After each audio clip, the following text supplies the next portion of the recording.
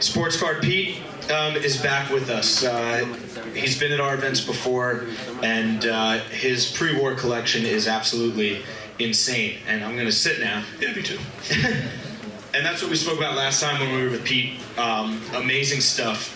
A lot of pre-war, a lot of signed vintage stuff, and oversized postcards, which we both like, which they don't get the same love that cards do, but they're visually beautiful. They're about the size of these cheat sheets that I carry with me, so I don't get too lost.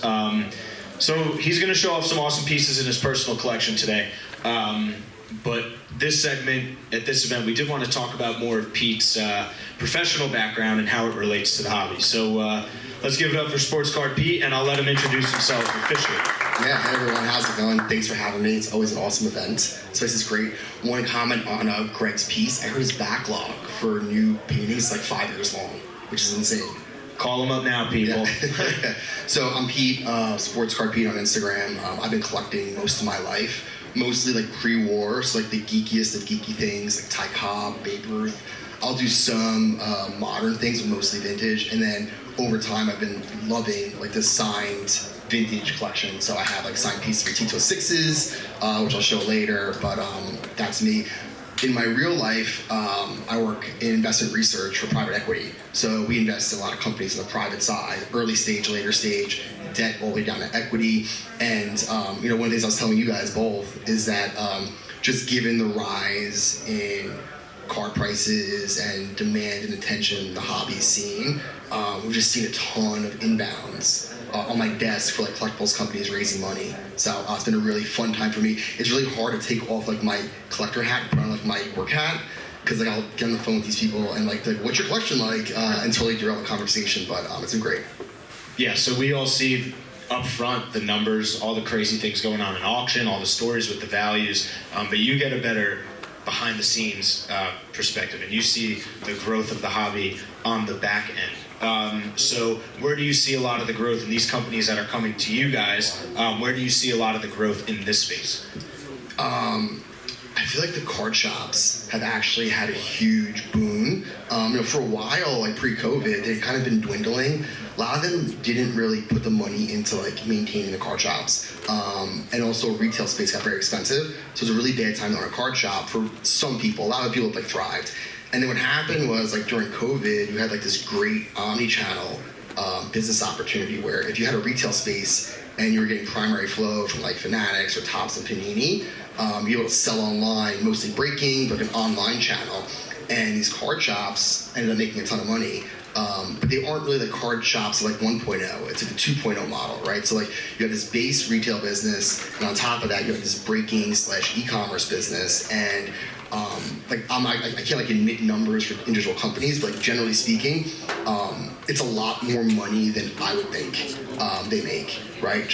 Yeah, I think when people think of their old school card shops, every town had one back in the 80s and 90s. They think of going in and buying a pack for 50 cents, a couple bucks, not necessarily, big financial banks coming in to invest. No. And one of my buddies works Giannis. I don't know if anyone has heard of Trace and Chase. So they opened one up in New Jersey. You walk in and there's a basketball court, right? And so like, when I grew up, I never went to a card shop. Usually it was like one person behind a desk and there was cards out there and you get packs, whatever, and then you leave. Like now you walk in, like there's a basketball court, there's cameras for live breaking, there's a VIP section, like it's like an experience, and people love it, and it's like making a great business. The question becomes like, when one person does it, another person does it, does it get too saturated? But there's like no instances right now where you see that.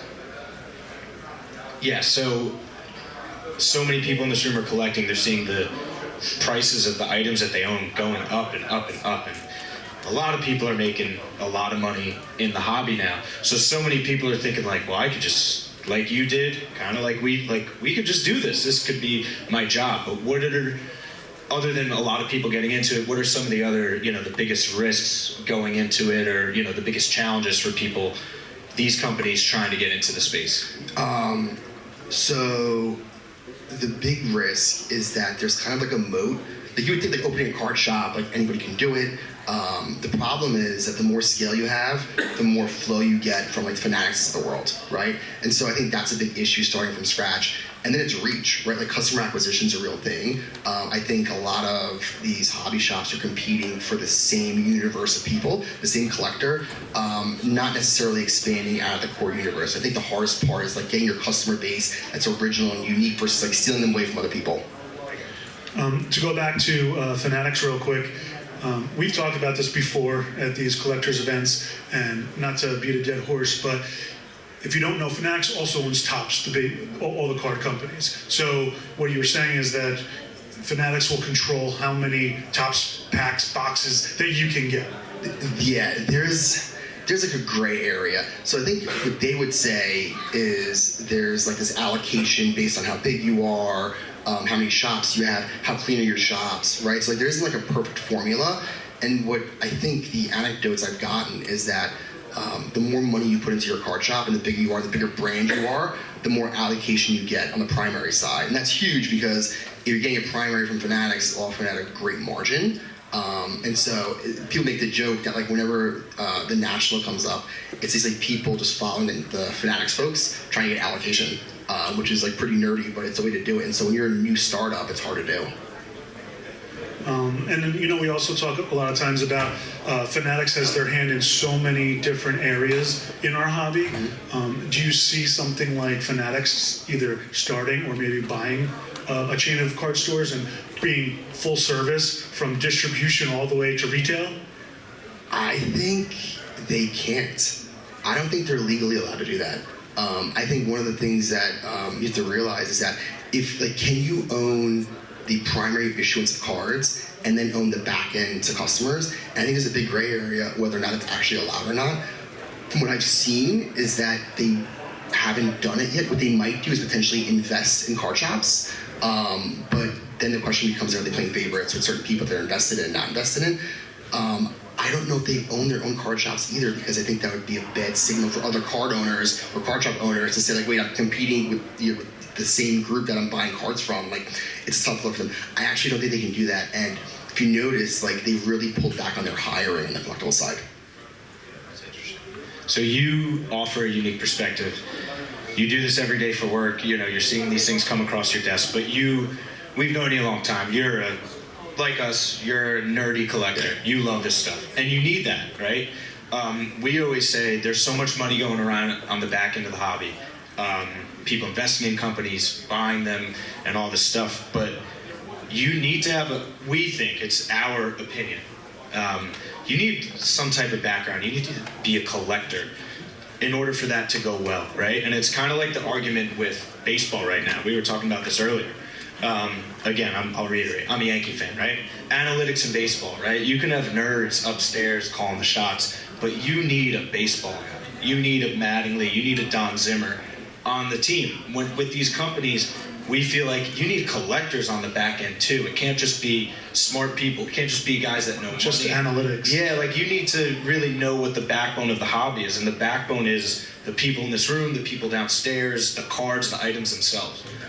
Yeah, I think you need both. Like, you're absolutely 100%. right. Just like baseball. You need Exactly. You need both. And I think a lot of companies have one or the other, right? So I think a lot of times you'll see companies where it's like someone like me who loves cards, maybe has like a business background, investment background, but not a business background. Like, that's not great because you're not forward thinking about like, okay, I have one card shop, how do I open 2 card shops? Or I have this business, how do I grow it? The flip side of it is that it's a very fickle and collector community. And so we usually, protest people that are not in our hobby running a card shop or a card organization, right? And so, like, I think you need the mix. I think outside perspective is good to an extent, but I think we've all seen instances where someone comes in to a collectibles business or a startup business and they don't have a collectibles background and they just don't get the consumer. It's a very fickle consumer. I think people miss that point.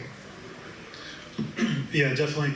And just one other thing I just kind of wanted to mention, because this is kind of like your world, is I don't remember another time from, let's say, pre-COVID, where private equity companies were coming in and purchasing, restructuring, selling, repurchasing another company, and just, is that the future, you think?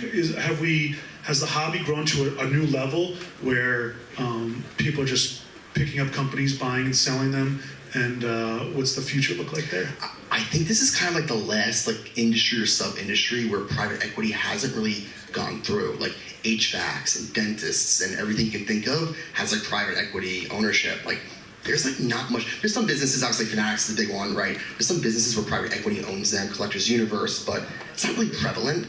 I think the big issue for them is the learning curve. It doesn't help when if someone's like researching sports cards, they go on YouTube and it's like a sport, they type in sports cards, and there is like so many negative, videos about like this person did this person did on that, this person, frauded this person. It's like there's a lot of cleaning up to do in our space still. That might give some PE people some pause. And I only mention that because like I talk to my buddies at events, and everyone is looking at sports, right? So like sports teams has been a huge investment. You have record valuations for sports teams. The trickle-down effect is like, okay, like what are the indirect ways to benefit from like increasing fandom? And collectibles is one of them. And so I think for me, you're seeing a lot more questions. Like I have people asking me like, hey, what's this? What's a repack? What's a mystery pack? What's the difference between this? Like, how do I know these? How do I know, memorabilia is authenticated? I'm getting a lot more questions. I think there's a learning curve, and like through COVID, there's a downturn that kind of people on pause, but I get like questions every week about like a new business going up for sale or adding capital to grow. So it's definitely coming. This is my perspective. Do you also see a lot of streaming companies? I feel like with our culture of gambling and sports betting and just sports in general, that breaking, that you're getting a lot of people collecting or jumping in these breaks, totally outside of the hobby, but they have a gambling mentality and they love sports.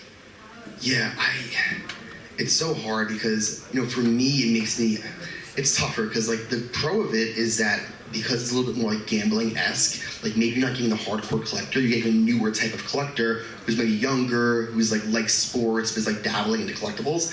The problem is that I don't know if they all understand the odds of a lot of these breaks. And some breaks will run really well.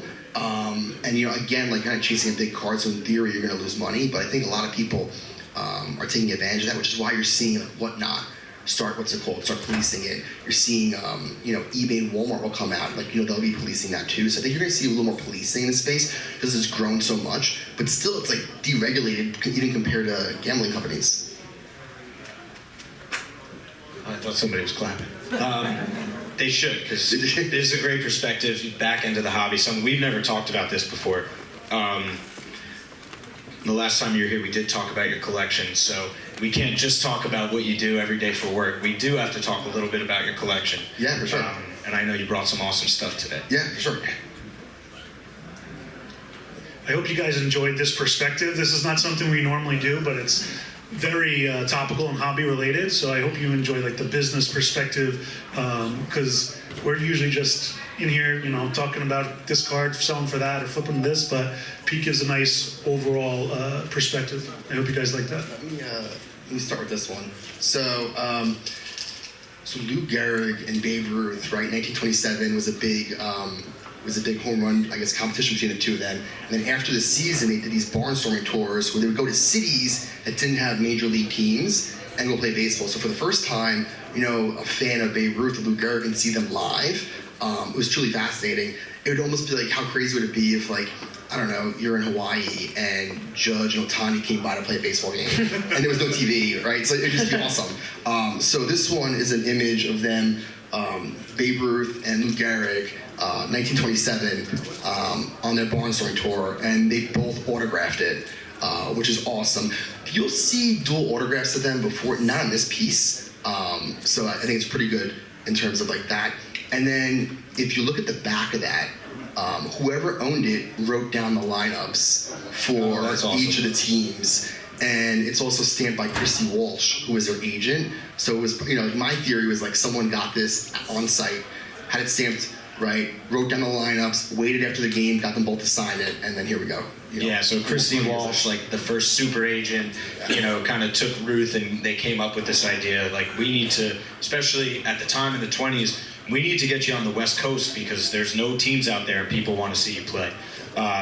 So obviously a brilliant idea. I'm just nerding out reading the back over here. It was also beneficial to the players like Ruth and Gehrig because they didn't get contracts like Ohtani and Judge get. Yeah, they needed the money. That's a great point.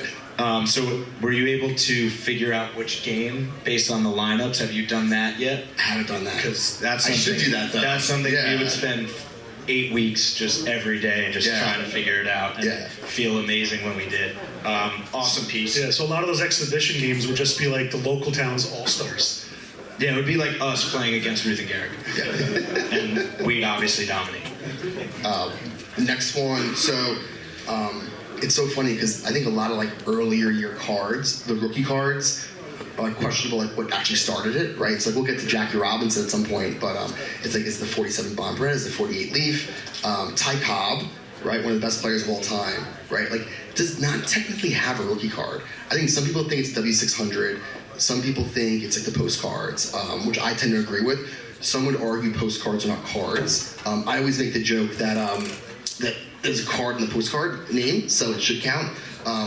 In this case, 1907 Seamless Steel Tubes Ty Cobb. I think there's 8 in existence.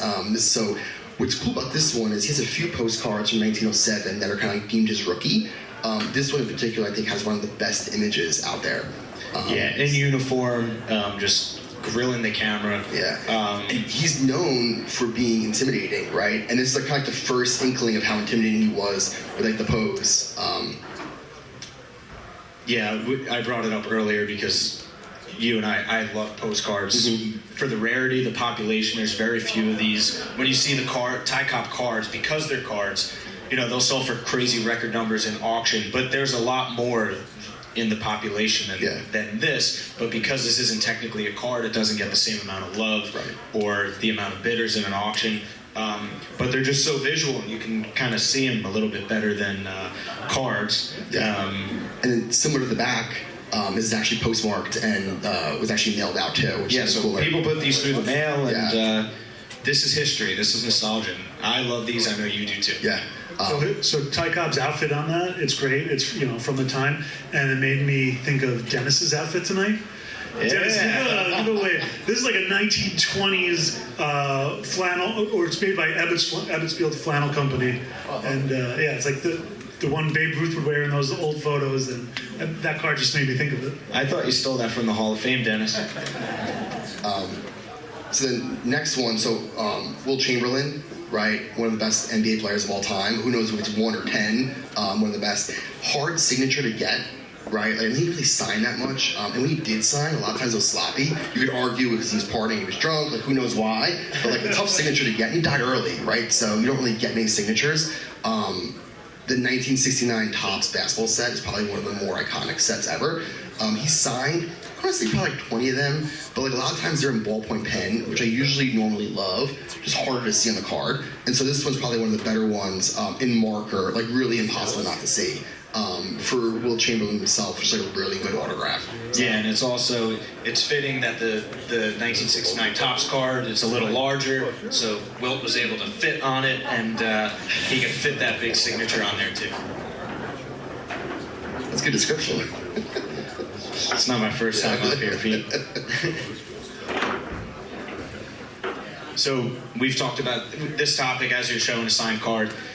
At one point, that was pretty taboo. You know, putting ink on a card. People thought, why would you ruin something like that? Why would you ruin a rookie card? This is a special piece of history, cardboard. Now, over the years, it turns out that people were getting them done. Maybe collectors were not happy that it was getting done, and now you see some of the prices that signed cards are going for in auction, and it's absurd what they go for. But there was a time where it was like, no, don't do that, right? Yeah, I think the earlier the person passed away, the harder their autograph is. So like a lot of like autographs in the 69 set, if they died in like the 90s or 2000s, that pop report is way low versus someone that's still alive right now. Because nobody thought to just hand them a card at a show. This card would be gross like 30 years ago. Yeah, It's awesome now. So, and then speaking of signed cards that are rare. So Ty Cobb, favorite player. The Tito 6 set, to your point, right? Like, no one really got those signed in the moment because, again, like, you're kind of ruining the card. And then towards the 40s and the 50s, you saw people like Mark Hurd, like people that were still alive, Doyle still signing. Ty Cobb was not one of them. He has 4 different, cards in the Tito 6 set. The Green Portrait, arguably the best one. So this is one of 2 that's actually graded, signed by Ty Cobb. And the cool thing about this part is that he actually signed it in fountain pen, which is like truly fascinating too, because like you see like a lot of like marker autographs, you see pen autographs, but to see it in fountain pen just adds to the history. He basically, the story of this is that he actually mailed this and 4 other signed cards to one of his friends, and it's auctioned off in the 90s, including the envelope. So there's like really incredible tracking of like where the card was actually signed and from, which you don't really have on the vintage side. Yeah, so this is the same set from the famous Wagner, or that the famous Honus Wagner card comes from. T206 tobacco card. Ty Cobb, probably considered this best player of the time. And he signed it, which is rare. And as you know, Pete gets into the details. The type of pen that you use, the ink, that's the real nitty gritty. That's the fun nerdy side of the hobby. And how many of these roughly exist right now? Of the green one, there's 2 graded. I think there's 1 other that's ungraded that has not surfaced in 30 years. So that's pretty rare, to say the least. It's pretty rare, and it's tested how much I like you guys, and I would travel in the city with it in my backpack. So hopefully no one follows me home. I'm sure people will let you guys take a closer look at these. Yeah, for I know sure. it's hard to see Anybody from that here. wants to, yeah. But to go to Chris's point before about being taboo to sign cards, if you look on that Cobb card, you know, that's a, what is it, an authentic or a 1? Yeah. Yep. Right? Because nobody in their right mind would have taken a nice card for Cobb to sign. They would have taken their second, their third, their fourth one. Yeah. Said, okay, you could ruin this one with your autograph. Think about that now. I think about like the person that signed those beautiful Jordans. They were all like PSA 10 or PSA 9. Like everyone's getting their best card to sign if they have a chance to. Yeah, totally different today. And you got one more, and Well, more topical. So on the topic of rookie cards, right? Like it's so much easier now, right? Even though there's a ton of rookies per year, where like you know who's like a new prospect's rookie card is as the RC designation on the card. In the 40s, that wasn't the case, and so Jackie Robinson, everyone thinks the 1948 Leaf Jackie Robinson is his rookie. Like technically it is. I think it's widely known to be this, even though there's some debate on when it was actually produced. Some people say it was 48, some say it's 49. It is what it is. Bond Bread in 1947 distributed out cards 2 ways. One, it was a 48 series that was in actual Bond Breads and that was passed out to consumers. And then there was a special edition Jackie Robinson, 13 images, 13 cards that were rumored to be given out as like advertisement cards. So this is one of them. It's him leaping with a scoreboard in the back. It's a PSA 1. Not the most expensive card. They're a little rare because again, like they weren't really put allegedly into bread packs. They were just kind of given out as advertisements. So you'd think some of them were sort of thrown away, weren't made to give. But the cool part here is 13 different images. And I bet, like at least for me, I didn't even know this image existed up until a couple of years ago. So very tough to find. So that is a true Jackie rookie. Yes. The 48 Leaf and the 49 Bowman are getting love, but this was actually issued the year that Jackie broke the color barrier, and it is his true rookie card. Again, I mentioned it before when Leighton was up here. It's similar to Mickey Mantle, right? You have the 51 Bowman. That's when he broke into the league. Everybody loves the 52 Topps because Topps is the sexier name and sexier company. But these are true rookies, and I do just want to read the back of the card to everybody because it is crazy that these cards are in bread. Like it's amazing. So my favorite at-home plate is that good Bond bread. It tastes grand and packs lots of energy. So Jackie was so good at baseball, he was just crushing loaves of bread before the game.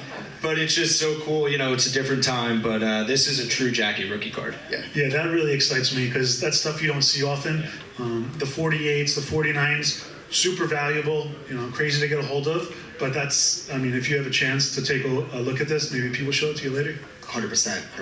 And then the last one, I have the 1952 Star Decal Top Series 2, Larry Doby, who was the first African American in the American League to actually play. So you never see these come up. It's with him and Bob Feller. That will be raffle tonight. Yes, so Pete is donating this, guys, towards the raffle, and again, all the proceeds are going to the Jackie Robinson Foundation.